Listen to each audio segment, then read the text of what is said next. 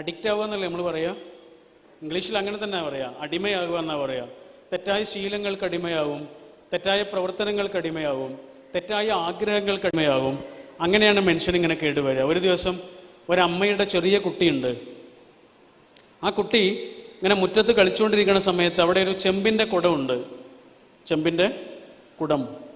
ആ കുടത്തിൽ ഇങ്ങനെ കൈയിട്ടതിന് ശേഷം പുറത്തേക്ക് എടുക്കാൻ കഴിയണില്ല. കൈ വേദനിക്കാൻ തുടങ്ങി, എത്ര വലിച്ചിട്ടും കിട്ടുന്നില്ല. അവസാനം അമ്മ ഓടി വന്നു. അമ്മ വരുമ്പോൾ കാണുന്നത് ഇതാണ്, ഇവൻ ആർത്ത് കരയുക, കൈയാണെങ്കിൽ അതിൽ കുടുങ്ങിപ്പോവുകയും ചെയ്ത്. അമ്മ ഇങ്ങനെ മെല്ലെ വലിച്ചു നോക്കി, കിട്ടുന്നില്ല, എത്ര ശ്രമിച്ചിട്ടും കിട്ടുന്നില്ല. അവസാനം അമ്മയ്ക്ക് മനസ്സിലായി കുടം പൊട്ടിക്കാം, കുടം കീറിയിട്ട് കൈ പുറത്തേക്ക് എടുക്കാം. പക്ഷെ അപ്പം അമ്മക്ക് ഇങ്ങനെ വെറുതെ തോന്നി, മോനിങ്ങനെ കൈ ഇങ്ങനെ പിടിച്ചതാണോ എന്ന്. അപ്പം അമ്മ അവനോട് പറഞ്ഞു, മോനെ കൈ ഇങ്ങനെ പിടിച്ചു നോക്ക്, ഇങ്ങനെ കൂർപ്പിച്ച് പിടിച്ചു നോക്ക്, അമ്മ പിടിച്ചതുപോലെ കൂർപ്പിച്ച് പിടിച്ചു നോക്ക്, എന്നിട്ട് വലിച്ചു നോക്ക്, അപ്പം കിട്ടുമെന്ന് പറഞ്ഞു. അവൻ സമ്മതിക്കണില്ല. എത്ര പറഞ്ഞിട്ടും അവൻ സമ്മതിക്കണില്ല. ഇങ്ങനെയുള്ള കൈ അവൻ ഇങ്ങനെ കാണിക്കണില്ല. എത്ര പറഞ്ഞിട്ടും അവൻ കാണിക്കണില്ല. അപ്പം അതിൻ്റെ കാരണം ചോദിച്ചപ്പോഴാണ് അവൻ പറയണത്, ഇങ്ങനെയുള്ള കയ്യേ ഇങ്ങനെ കാണിച്ചാൽ കയ്യിലുള്ള മിഠായി താഴെ വീഴും എന്നാണ് അവൻ പറയണത്.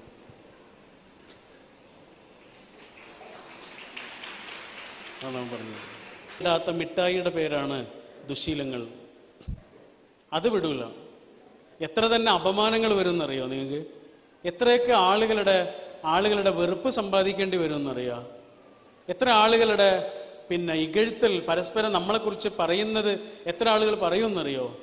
നമ്മുടെ ഉപ്പ, നമ്മുടെ ഉമ്മ എത്ര നല്ല മനുഷ്യന്മാരാ, ആ ചെറുക്കൻ അങ്ങനെ ആയിപ്പോയല്ലോ എന്നൊക്കെ ആലോചിച്ചിട്ട് ആളുകൾ ഇങ്ങനെ പറയുകയൊക്കെ ചെയ്യും. അതൊക്കെ നമുക്കറിയാം, അങ്ങനെയൊക്കെ പറയും. എന്നാൽ ഈ കയ്യിലുള്ള മിഠായി താഴെ ഇടൂല ചില മനുഷ്യന്മാർ. അതാണ് ഈ അടിമത്തം. നമ്മളതിനങ്ങ് അടിമയായി പോവുക ചെയ്യുക. അതുകൊണ്ടാണ് തെറ്റായ ശീലങ്ങളിലേക്ക് കുടുങ്ങരുത് കേട്ടോ എന്ന് മക്കളോട് നമ്മളിങ്ങനെ പറയേണ്ടി വരുന്നത്. APJ അബ്ദുൽ കലാം പറയുന്നുണ്ട്, നമ്മുടെ ഭാവിയെ നമുക്ക് മാറ്റാൻ കഴിയില്ലല്ലോ. നമ്മുടെ ഭാവിയെ നമുക്ക് മാറ്റാൻ കഴിയില്ല. പക്ഷെ നമ്മുടെ ശീലങ്ങളെ നമുക്ക് മാറ്റാൻ കഴിയും.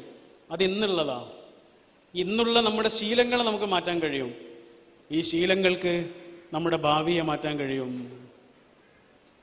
വളരെ ശരിയാ. നമുക്ക് ഭാവിയെ മാറ്റാൻ കഴിയില്ല, പക്ഷെ നമുക്ക് ശീലങ്ങളെ മാറ്റാൻ കഴിയും. ശീലങ്ങൾക്ക് നമ്മുടെ ഭാവിയെ മാറ്റാൻ കഴിയും എന്ന്. രണ്ട് കാര്യമാണ് നമ്മൾ പറഞ്ഞത്. ഒന്ന്, ഒരാളിങ്ങനെ ഹാപ്പിയായി നിലനിൽക്കണം, മനസ്സമാധാനം. മനുഷ്യന്മാർ മുഴുവൻ ഓടി നടക്കുന്ന അതിനു വേണ്ടിയിട്ടാണ്.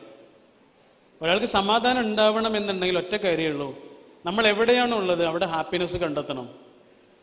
എവിടെയാണോ ഉള്ളത് അവിടെ വെച്ച്, ആരാണോ കൂടെയുള്ളത് അവരോടൊപ്പം, എന്താണോ കയ്യിലുള്ളത് അതുകൊണ്ട് ഒരാൾ കണ്ടെത്തേണ്ടതാണ് സന്തോഷം. അത് വരാനിരിക്കുന്ന എന്തോ ഒന്നിൻ്റെ പേരല്ല, ഇപ്പോൾ വേണം. ഓഷോയുടെ ഒരു പുസ്തകമുണ്ട്, അതിൽ ഒരു കഥ പറയുന്നുണ്ട്. ഹോജയുടെ കഥയാണ്. ഹോജയെ കേട്ടിട്ടുണ്ടോ? കേട്ടില്ലേ? ഹോജയുടെ അടുത്തൊരാൾ വന്ന്, ആ നാട്ടിലെ ഏറ്റവും വലിയ പണക്കാരനാണ്. അദ്ദേഹത്തിൻ്റെ പണം മുഴുവനും കെട്ടുകളായി ഒരു പെട്ടിയിൽ ഇങ്ങനെ നിറച്ചിട്ട് അദ്ദേഹം ഹോജയുടെ അടുത്ത് വന്നിട്ട് പറയാണ്, ഹോജ, എൻ്റെ കയ്യിൽ ധാരാളം പൈസയുണ്ട്, ഈ പെട്ടി നിറയെ പൈസ ഉണ്ട്, പക്ഷെ എനിക്ക് സമാധാനം മാത്രമല്ല. സമാധാനത്തിനുള്ള എന്തെങ്കിലും ഒരു വഴി പറഞ്ഞു തരുമോ ഹോജ എന്ന് ചോദിച്ചു. അപ്പോൾ ഹോജ ചോദിച്ചു, ഈ പെട്ടിയിൽ നിറച്ചു എന്താന്നാ പറഞ്ഞ്? പൈസ, പണം ആണോ? ആ.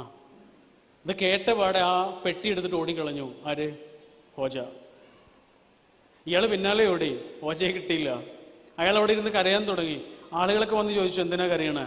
അയാൾ പറഞ്ഞു, ഞാൻ ആ മനുഷ്യനോട് സമാധാനത്തിനുള്ളൊരു വഴി ചോദിച്ചതാണ്, അയാളുള്ള സമാധാനം കൂടി കളഞ്ഞിട്ട് എൻ്റെ പെട്ടി എടുത്തിട്ട് ഓടിക്കളഞ്ഞു എന്നാണ് അയാൾ പറയുന്നത്. അയാൾ കരഞ്ഞുകൊണ്ടിരിക്കുക, കുറേ സമയമായിട്ട് കരയുക. കുറേ സമയം കഴിഞ്ഞപ്പോഴേ ഹോജയുണ്ട് ഇങ്ങനെ നടന്നു വരുന്നത്, ആ പെട്ടി നോക്കിയിട്ട്. എന്നിട്ട് ഇയാൾക്ക് കൊടുത്തു,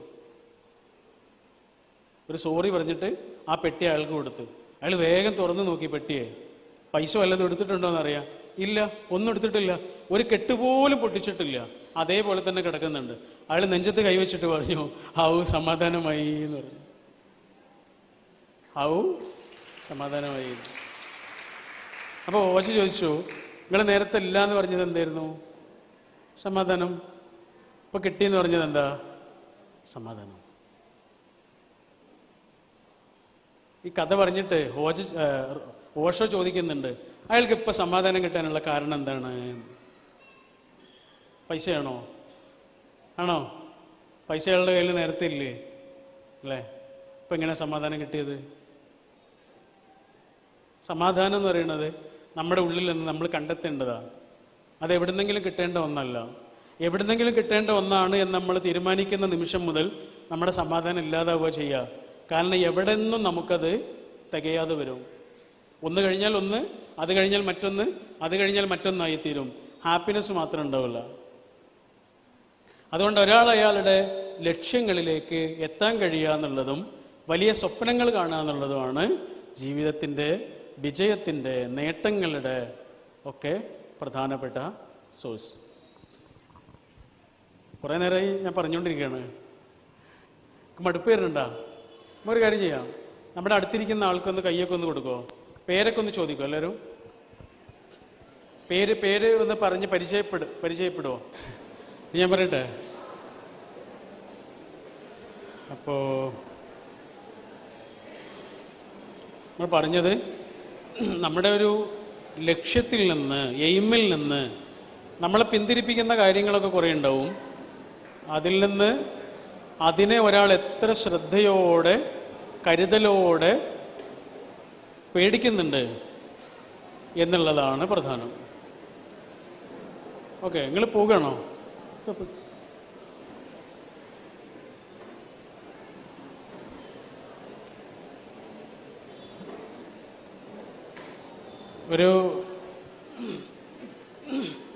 ഒരു കള്ളനെ മോഷണത്തിന് വേണ്ടി ഒരു വീട്ടിലേക്ക് വരുമ്പോൾ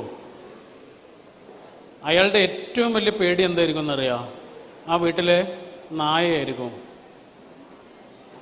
കാരണം ഈ ആള് വരുന്നുണ്ട് എന്ന് അറിയുന്നതോടുകൂടി നായ കുറയ്ക്കാൻ തുടങ്ങും.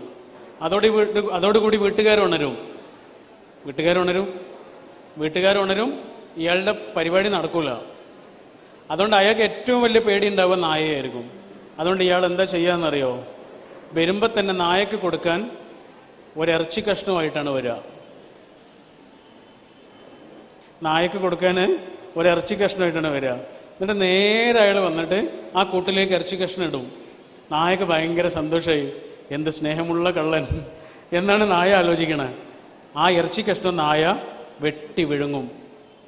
ആ വെട്ടി വിഴുങ്ങുന്ന സമയം കൊണ്ട് കള്ളൻ എന്ത് ചെയ്യും?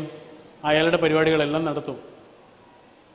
എന്നിട്ട് ആ വീട്ടിൽ നിന്ന് മോഷണമൊക്കെ നടത്തിയിട്ട് പുറത്തേക്ക് ഇറങ്ങുന്ന സമയത്ത് കള്ളൻ ആ കൂട്ടിലേക്ക് ഒരു നോട്ടം നോക്കും. അവിടെ ആരുണ്ടാവും? നായ ഉണ്ടാവുമോ? നായ മരിച്ചു കിടക്കുന്നുണ്ടാവും. കാരണം കള്ളൻ കൊടുത്തത് ഒരു ഇറച്ചി കഷ്ണം മാത്രമായിരുന്നില്ല, അതിൻ്റെ ഉള്ളിൽ ചെറിയ ഒരു വിഷത്തിൻ്റെ തുള്ളി ഇട്ടിരുന്നു.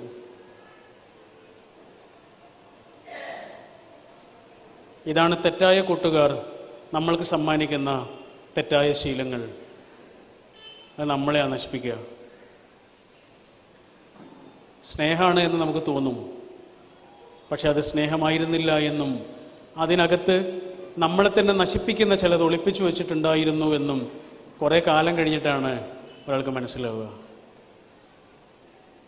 അതുകൊണ്ട് ഈ ജീവിതം എന്ന് പറയുന്നത് വളരെ കുറച്ചേ ഉള്ളൂ. 10-30,000 ദിവസം കൊണ്ട് തീരുന്നൊരു ഏർപ്പാടിൻ്റെ പേരാണ്. വളരെ കുറച്ചേ ഉള്ളൂ. ഈ കുറഞ്ഞ ജീവിതം ഒരാൾ സന്തോഷത്തോടുകൂടി, ഹാപ്പിനെസ്സോടുകൂടി, നല്ല സേവനങ്ങളും സ്നേഹവും സന്തോഷവും മനുഷ്യർക്ക് കൊടുത്ത് ഒരായുസ്സിനെ അർത്ഥവത്താക്കുക എന്നുള്ളതാണ് പ്രധാനം. മരിച്ചു തീരുന്നത് വരെയുള്ള ഈ ഒരു സമയം അർത്ഥവത്താക്കാനുള്ള ഒരാളുടെ തയ്യാറെടുപ്പാണ് പ്രധാനം. മരിച്ചു കഴിഞ്ഞാൽ പിന്നില്ല. അതാണ് നേരത്തെ ആ ക്ലോക്കിനെ കുറിച്ച് പറഞ്ഞത്. അതുവരെയുള്ളൂ. ഇപ്പം നമ്മുടെ കയ്യിൽ ഇങ്ങനെ കെട്ടിയിരിക്കുന്ന വാച്ചിനെ കുറിച്ച് നമുക്കൊരു ധാരണയുണ്ട്. ഒരു വാറണ്ടി കാർഡൊക്കെ തരും. വാച്ചിനെ കുറിച്ചൊരു ധാരണയുണ്ട്. ഈ മൈക്കിനെ കുറിച്ചൊരു ധാരണയുണ്ട്. ഈ വസ്ത്രത്തെക്കുറിച്ചൊരു ധാരണയുണ്ട്. കുറച്ചു കാലമൊക്കെ ഇടാം, പിന്നെ കുറച്ച് അലക്കലൊക്കെ അലക്കുന്നതോടുകൂടി ഇത് തീരും. ഈ ചെരുപ്പിനെ കുറിച്ച് അറിയാം, പാൻറ്റിനെ കുറിച്ച് അറിയാം, എല്ലാത്തിനെ കുറിച്ച് നമുക്കൊരു ധാരണയുണ്ട്. പക്ഷെ നമുക്കൊരു ഏകദേശ ധാരണ പോലും ഇല്ലാത്ത ഒരേ ഒരു കാര്യമുള്ളൂ, അത് നമ്മളാണ്. നമ്മൾ ഓടിച്ചുകൊണ്ട് പോകുന്ന വാഹനത്തെക്കുറിച്ച് നമുക്ക് ധാരണയുണ്ട്. എത്ര കാലം നന്നായിട്ട് അത് പെർഫോം ചെയ്യുമെന്ന് നമുക്കറിയാം. പക്ഷെ അത് ഓടിച്ചുകൊണ്ട് പോകുന്ന നമ്മൾ എത്ര കാലം അത് കൊണ്ടു നടക്കും നമുക്കറിയില്ല. അത്രയും നിസ്സാരമായൊരു ജീവിതമാണ് ഈ മനുഷ്യൻ്റേത്. റോബിൻ ശർമ്മയുടെ ഒരു പുസ്തകമുണ്ട്. ആ പുസ്തകത്തിൻ്റെ പേര് തന്നെ who will cry when you dye എന്നാണ്. നിങ്ങൾ മരിക്കുമ്പോൾ ആരാണ് കരയുക? അതിൽ അദ്ദേഹം ഒരു സംഭവം പറയുന്നുണ്ട്. ഒരാൾ ഈ പാടവരമ്പിലൂടെ ഇങ്ങനെ നടന്നു പോവുക, പാടവരമ്പിലൂടെ നടന്നു പോവുക. അങ്ങനെ നടന്നു പോകുന്ന സമയത്ത് മഴ പെയ്യാൻ തുടങ്ങി. ഈ മഴ തട്ടിക്കഴിഞ്ഞാൽ ഇയാളുടെ ഷൂ നനയാൻ പാടില്ല, അതാണ് പ്രശ്നം. നനയാൻ പാടില്ലാത്ത ഷൂ ആണ്. അപ്പോൾ അയാൾ എന്ത് ചെയ്തു? ആ ഷൂ അഴിച്ച് കയ്യിൽ പിടിച്ചു. എന്നിട്ട് അവിടെ ഇങ്ങനെ നോക്കി. അവിടെ ആകെ ഒരു വീട് മാത്രമേ ഉള്ളൂ. ആ വീട്ടിലേക്ക് ചെന്നിട്ട് ആ വീട്ടുകാരോട് പറഞ്ഞു, എൻ്റെ ഈ ഷൂ ഞാൻ കുറച്ചു നേരം ഇവിടെ നിന്ന് വെക്കട്ടെ, മഴ പോയതിന് ശേഷം ഞാൻ വന്നിട്ട് എടുത്തുകൊണ്ട് പോയിക്കൊള്ളാം. അവരിങ്ങനെ നോക്കിയിട്ട് പറഞ്ഞു, ഇല്ല കുഴപ്പമില്ല, അവിടെ വെച്ചോളൂ. അയാൾ ഷൂ അവിടെ വെച്ചിട്ട് പോയി. കുറച്ച് സമയം കഴിഞ്ഞപ്പോൾ വേറെ കുറച്ച് ആളുകൾ വരുന്നുണ്ട്. അവരുടെ കയ്യിലുണ്ട് എന്തോ ഒരു സാധനം. അവർ പറഞ്ഞു, ഈ സാധനം കുറച്ച് നേരം ഇവിടെ നിന്ന് വെക്കട്ടെ, മഴ പോയി കഴിഞ്ഞതിന് ശേഷം ഞങ്ങൾ വന്നിട്ട് എടുത്തുകൊണ്ട് പോയിക്കൊള്ളാം എന്ന് പറഞ്ഞു. അപ്പോൾ അവരിങ്ങനെ നോക്കിയിട്ട് പറഞ്ഞേ, അത് പറ്റില്ല എന്ന് പറഞ്ഞു. നിങ്ങളിവിടെ നിൽക്കുകയാണെങ്കിൽ ഓക്കെ, അല്ലാതെ ഇവിടെ വെക്കാൻ പറ്റില്ല എന്ന് പറഞ്ഞു. അതെന്തായിരുന്നു എന്നറിയോ? രണ്ടാമതായി വന്ന സാധനം ഒരു മയ്യത്തായിരുന്നു, മൃതദേഹമായിരുന്നു. വെക്കാൻ പറ്റില്ല. എത്ര പ്രശസ്തനാണ് ആളെങ്കിലും, എത്ര സുന്ദരിയാണ് ആ മരിച്ചതെങ്കിലും ഇവിടെ വെക്കാൻ പറ്റില്ല. മരിച്ചു കഴിഞ്ഞാലേ ഒരു ചെരുപ്പിൻ്റെ വിലയില്ല. ഷൂ ഇവിടെ വെക്കാം, മയ്യത്ത് വെക്കാൻ പറ്റില്ല. മരിക്കുന്ന നിമിഷം വരെയുള്ള ഒരാളുടെ ഈ ഓട്ടം ഉണ്ടല്ലോ, ഇത് അർത്ഥവത്താവുക എന്നുള്ളതാണ് പ്രധാനം. ഇത് മനോഹരമാവുക എന്നുള്ളതാണ് പ്രധാനം. ഈ ജീവിതം കൊണ്ട് നമുക്ക് ചെയ്യാനുള്ളത് അതാണ്. മനുഷ്യർക്ക് സേവനങ്ങൾ കൊടുത്തും മനുഷ്യർക്ക് സ്നേഹം കൊടുത്തും നമ്മൾ തന്നെ നമ്മളെ സ്നേഹിച്ചും ഈ ജീവിതം സന്തോഷകരമാകണം. നേരത്തെ പരിചയപ്പെടാൻ പറഞ്ഞപ്പോഴേ ഞാൻ പരിചയപ്പെട്ടത് നൗഷാദ് എന്ന് പറഞ്ഞ ഒരാളെയാണ്. ഈ നിമിഷം മുതൽ അദ്ദേഹം എൻ്റെ സുഹൃത്തായി. അദ്ദേഹത്തിൻ്റെ നാട് കുണ്ടുങ്ങലാണ്. ഞാൻ നേരത്തെ വണ്ടി ഇങ്ങനെ ഓടിച്ചിട്ട് കുണ്ടുങ്ങൽ വരെ പോയി ഒരു ചായ കിട്ടാൻ വേണ്ടിയിട്ട്. അവിടെ വെറുതെ റോഡിനെടുത്തതാണ്. അങ്ങനെ കുറച്ച് ദൂരം ഇങ്ങനെ പോയപ്പോൾ അവിടെ ഒരു ചെറിയ പെട്ടിക്കടയുണ്ട്. ഒരു വല്യുപ്പയാണ്. അവിടെ വേറെ ഒന്നുമില്ല, കേക്ക് മാത്രമേ ഉള്ളൂ, കേക്കും ചായയും. എന്നാൽ കേക്കും ചായയും മതി എന്ന് പറഞ്ഞു. അങ്ങനെ അദ്ദേഹത്തിൻ്റെ കേക്കും ചായയും കുടിച്ചിട്ടാണ് ഇങ്ങോട്ടും വന്നത്. അപ്പോൾ ഞാൻ പറഞ്ഞത് എന്താണെന്നറിയോ? ഇപ്പം നൗഷാദ് ആയിട്ട് ഞാൻ സംസാരിച്ചു, അദ്ദേഹമായിട്ട് പരിചയപ്പെട്ടു. പരിചയപ്പെടുന്നതോടുകൂടി ഞാൻ അദ്ദേഹത്തിൻ്റെ ഉള്ളിലും അദ്ദേഹം എൻ്റെ ഉള്ളിലും ഒരു അക്കൗണ്ട് തുടങ്ങുകയാണ് ചെയ്യുന്നത്. ഞങ്ങൾ കുറേ നേരം സംസാരിച്ചിരുന്നു.